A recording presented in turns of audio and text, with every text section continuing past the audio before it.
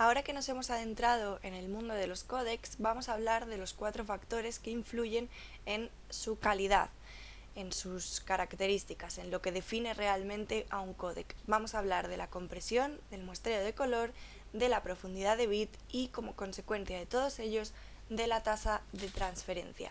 Empecemos por los tipos de compresión que hay. Una compresión puede ser una compresión intraframe o interframe. La compresión intraframe es aquella que se va a realizar dentro de cada uno de los fotogramas y la compresión interframe va a combinar varios fotogramas a la vez para realizarse. Dentro de una compresión intraframe, nosotros podemos tener el típico dibujito donde tengo una casa con un sol espléndido y todo este cielo va a ser de color azul. Yo puedo guardar toda la información de que este cielo es azul o puedo realizar una compresión intraframe dentro de cada uno de los fotogramas y decir que este píxel de aquí es azul y que los de alrededor también lo son, de manera que yo voy a guardar una información de que este píxel es azul y los 4 de al lado también serían azules.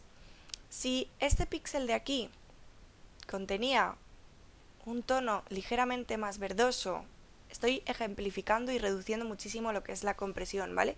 Pero si este píxel de aquí contenía otra información ligeramente distinta y yo lo guardo como que es de el mismo tono de azul que los anteriores, sería este de aquí, el mismo tono de azul que los anteriores, lo que estoy haciendo se llama compresión con pérdida.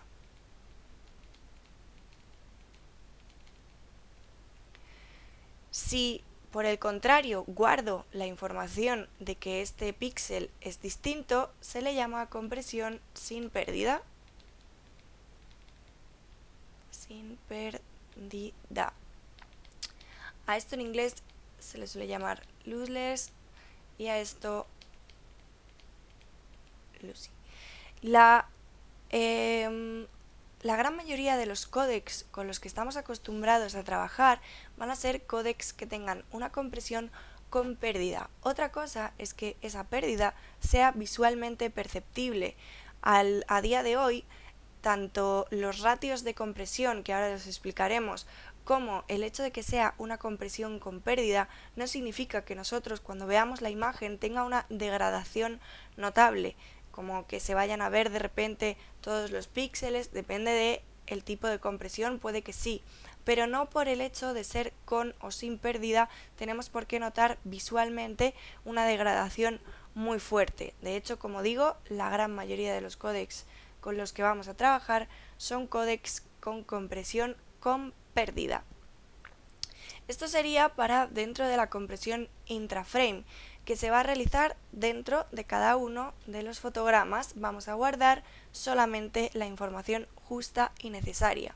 Por otro lado, tendríamos la compresión interframe, que se realiza agrupando varios fotogramas a la vez y solamente se van a guardar las diferencias entre unos y otros. Aquí estamos viendo una secuencia de fotogramas donde empiezo con un muñequito y después tengo una serie de fotogramas en los que el muñequito permanece y solamente cambia el brazo.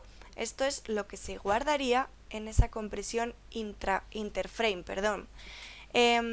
La compresión interframe normalmente suele combinar el hecho de que guarde las diferencias entre grupos de fotogramas junto con la compresión intraframe.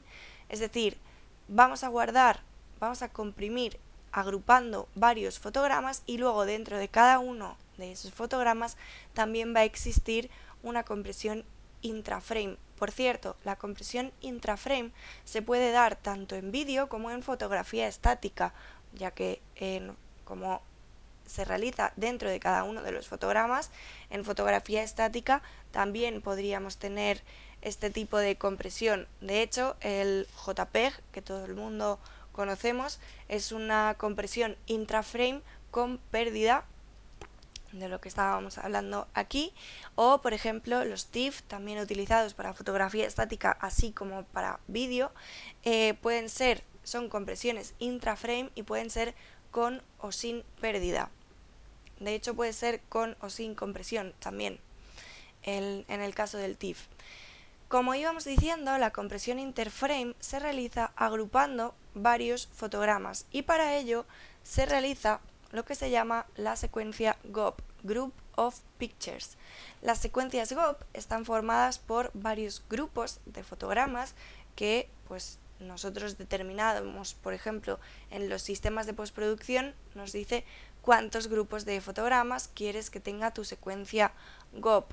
Una cosa habitual es entre los 7 y los 12 fotogramas aproximadamente, aunque se puede variar. Estas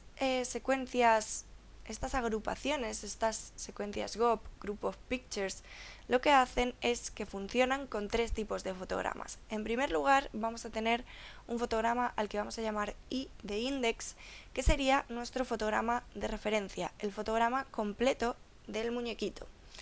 Después vamos a tener una serie de fotogramas B, que esto viene de predicción bidireccional, los cuales van a guardar solamente las diferencias entre el fotograma actual, es decir, en el que estemos, y el fotograma I, el fotograma de referencia.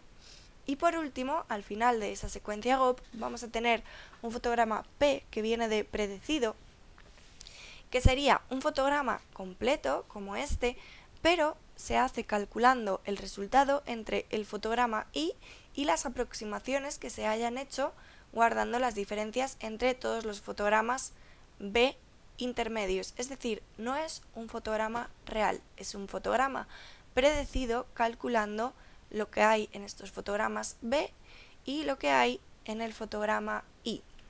El gran problema que tienen las codificaciones, los tipos de compresión interframe, es que, primero, este fotograma no es real al 100%, no está guardando toda la información ni siquiera a un nivel de compresión intraframe, sino que digamos que es inventado. El segundo problema que tengo es que cada vez que yo tengo que hacer play o pause en un archivo que lleva una compresión interframe utilizando una secuencia GOP, mi procesador tiene que calcular y recalcular una y otra vez esta secuencia GOP. Por lo tanto, es muy intensivo para el procesador trabajar a nivel de postproducción con este tipo de códecs que lleven compresión interframe. No está recomendado trabajar en postproducción con este tipo de códecs. Se recomienda siempre, como ya veremos cuando veamos los códecs de intermediación, trabajar con códecs intraframe para la postproducción. Cuando nosotros trabajamos con códecs interframe, podemos elegir, como ya hemos dicho, el número de fotogramas que va a tener nuestra secuencia GOP. Si nosotros elegimos que ese número de fotogramas sea 1, lo que haremos será hacer una compresión intraframe dentro de ese códec que en un principio estaba pensado para ser interframe. De hecho, los H264 se piensa que son códecs interframe completamente, también se piensa que son códecs 420 obligatoriamente y 8 bits, y esto no es así, puede variar y no tienen por qué ser códecs con compresión interframe, sino que si nosotros le marcamos que un H264 sea con una secuencia GOP de un fotograma, pues será una compresión intraframe. Lo mismo va a pasar en algunas cámaras que graban en H264, como por ejemplo las 5D. Las 5D tienen una opción que se llama All I en lugar de IBP. Cuando nos pone IBP en una cámara, a lo que se está refiriendo es exactamente a esto, IBP, a que lo va a hacer de manera interframe con la secuencia GOP. Si nosotros le marcamos All I, lo que le estaremos diciendo es que todos los fotogramas sean fotogramas index. Por lo tanto, estaremos haciendo una compresión intraframe dentro de cada uno de los fotogramas. Por último, para terminar con la compresión, vamos a hablar de los ratios de compresión, que es una de las maneras de ver cuánto de comprimido está un códec. Nosotros podemos saber si comprime en intraframe y en interframe, pero cuánto, aparte de por la tasa de transferencia, lo veríamos que la tasa de transferencia se tienen en cuenta además otras cosas, no solo la compresión. El cuánto nos lo va a determinar el ratio de compresión. En un ratio de compresión, si nosotros tenemos un códec que comprime en 1:1, significa que no tiene compresión. Si comprime 2:1, significa que de toda la información que tenía nos hemos quedado con la mitad. 3:1, de toda la información que tenía nos hemos quedado con un tercio. 4:1, un cuarto. 8:1, un octavo, y así sucesivamente. Aquí en la diapositiva tenemos un ejemplo de ratios de compresión de las cámaras de red que van desde 2:1 hasta 22:1. Fijaos que el ratio de compresión puede llegar a ser bastante alto, pero lo mismo que pasaba con la compresión con pérdida o sin pérdida, de la que hablábamos al principio, no tiene por qué ser este ratio de compresión tan alto que nos esté determinando visualmente una pérdida de calidad. De hecho, los fabricantes cada vez nos dan menos sus datos de ratios de compresión porque gracias al avance de la tecnología y al avance de los sistemas de codificación, estos ratios pueden ser cada vez superiores sin que se note visiblemente una pérdida de la calidad. Entonces, pues ahí estarían distintos ratios. Por ejemplo, para las cámaras de red se suele trabajar con ratios bastante entre medias, que van desde un 3:1 para producciones que quieren comprimir muy poquito. El 5:1 se utiliza mucho, 8:1 se utiliza bastante también, incluso 12:1 también es un ratio de compresión muy utilizado. Y pues luego tendríamos los superiores. Por supuesto, cuanto más ratio de compresión tengamos, cuanto más alto sea ese número, menos va a pesar nuestro archivo, más comprimido va a estar, más posibilidad de artefactos vamos a tener. Pero como digo, que exista un ratio de compresión alto no significa que tengamos que ver una imagen completamente destrozada. Depende muchísimo del tipo de códec que estemos usando y del fabricante de la cámara o del desarrollador de ese códec.